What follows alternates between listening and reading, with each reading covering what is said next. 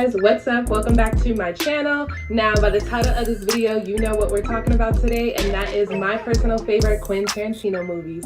I will not be mentioning a lot of movies today. Also, these reviews are going to be pretty short because the movies that I am mentioning are the more iconic classic movies, so most people have seen them or have heard of them. Also, this is just my personal favorites, so it's going to be a more personal review, maybe a little bit more biased, so I won't be getting in depth in terms of letting you guys know what each movie is specifically about. Now, this video is going to go in order. Now, this is my first video that is actually going to have synchronization, or this is my first video that is going to be in chronological order, and it's going to be my most favorite to like still my favorites, but just again, this is going to go from like the best to still good. But so with that being said, we're just going to get straight into the video.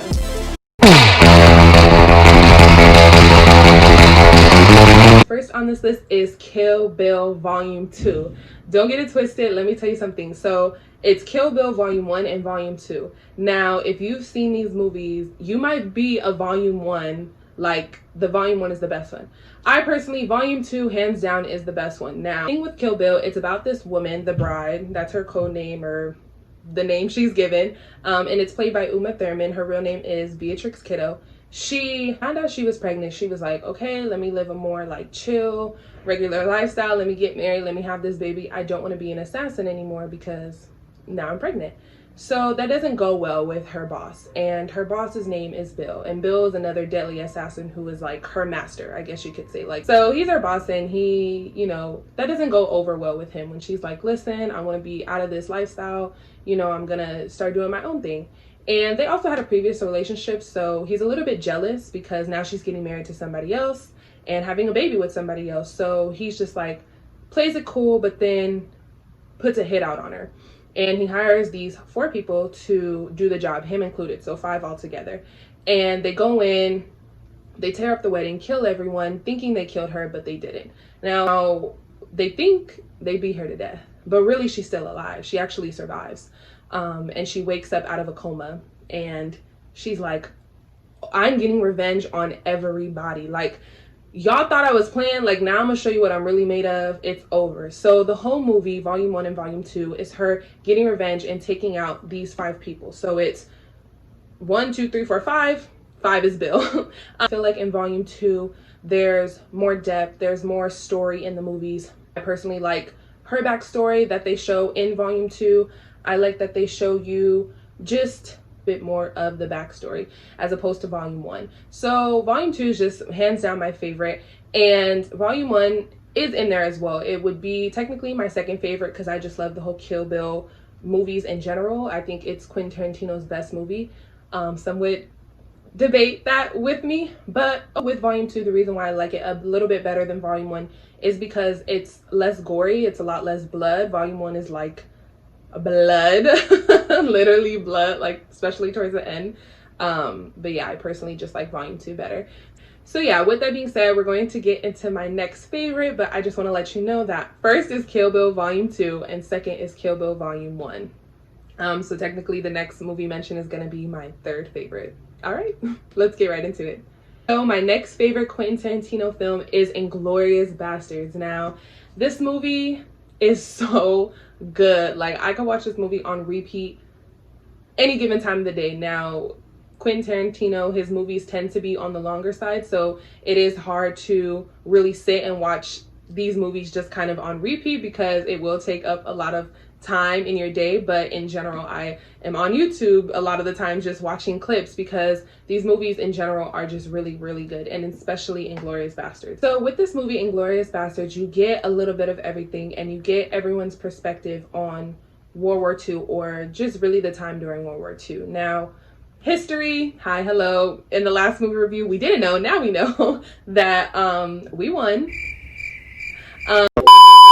On one hand, you have Shoshana, who is a young woman who is hiding as a Jew in France, and she escaped and found sanctuary in France. Now, on the other hand, you have Hans, who is nicknamed the Jew Hunter, and he's the one who basically had Shoshana's family killed. So you get his perspective. So now you have her, now you have him. Then you have Brad Pitt's character, Sergeant Aldo Rain, who is an American putting Jewish survivors together to take down the Nazis. So you have three different perspectives, and then there's like some side characters in that as well, but really it's like them three, and really kind of how they all come together at the end. Like I said, it's a little bit of everything. So you have her perspective, you have the sergeant's perspective, and then you have Hans, his perspective, and everyone just really plays their role extremely well.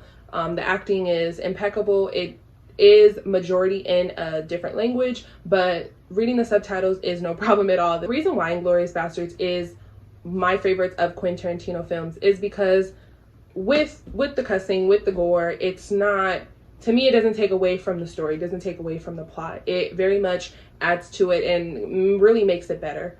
You feel the fear from, you know, Hans, the character. You feel sympathy and, you know, just your heart goes out to Shoshana. You feel for Brad Pitt character, Sergeant Aldo Rain, and you literally love the fact that he's out there, you know, getting these Nazis and doing what needs to be done during World War II. So everybody plays their role very well. It's a movie where your emotions are involved, you're involved. It's not something you watch where you're just kind of sitting back like, oh, okay, that was fine. This is like low-key kind of boring. No, it's just good overall, and the movie from beginning to end, it keeps you captivated, it keeps you, your attention is on the screen, and just Quentin Tarantino, I'm a big fan. I love Inglourious Basterds. So that is number 3 on my favorites, and we're just gonna get into the next one, the last one on this review. Simple, easy, beautiful, cover girl. Last but not least for this movie review and for my personal favorites of Quentin Tarantino films is Django Unchained. Now, this movie does have a lot of controversy to it. It is about slavery. It takes place during those times in America during slavery, and it really just is about this slave and this German who come together to take out these awful, horrible people. Now, the people that they're taking out, mind you, they are on the most wanted list. I mean, they are wanted dead or alive, but it's kind of their way of getting back at the corrupt system of slavery, the horrible things, the torturous things that came with slavery as well. So even though that's their job, it's like they kind of love it too, you know what I mean? So it's like killing 2 birds with 1 stone. Now, while the movie starts off with them coming together, it eventually becomes a quest to find his wife. And through that quest, they run into Leonardo DiCaprio's character, Mr. Candy. That's where the movie really, like, that's where the climax is. That's where the plot of it really is. The reason why this is one of my favorites is because at first I wasn't the biggest fan. I actually was like, oh, this movie is okay. It's kind of like most movies. And so I wasn't really like, oh, like something new, something different. It was kind of what was being put out. But then I seen it a second time and I seen it a third time and I was like, dang, this movie is really good. And you start to pay attention to the little things. There was one scene where Leonardo DiCaprio, he actually cuts his hand. So he like does one of these on the table and the glass breaks his hand. And what I didn't know at the time, which is what I found out later, is that he really did cut his hand and he was actually bleeding, but he kept going. Everybody in that film really just does a great job. Again, the movies for me mentioned, the reason why they're my favorites is because the acting is there. Like I really couldn't stress that enough. Yes, the plot is good. Yes, the storyline is good.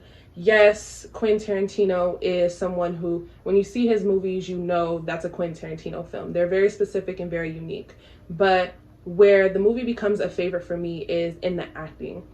And I can really appreciate just good, like you're giving it 110%. And for me, Django is that film. I personally believe if anybody else played those roles, it wouldn't be the movie that it is in my eyes and that it is in general, period. So not looking at this movie to really shine light on slavery and like, wow, like this is a serious, intense movie. Yes, but it's also a comedy as well. So it's supposed to be funny. It's supposed to be lighthearted. I personally like that. There are certain scenes that are extremely hilarious that I can literally quote right off the bat right now.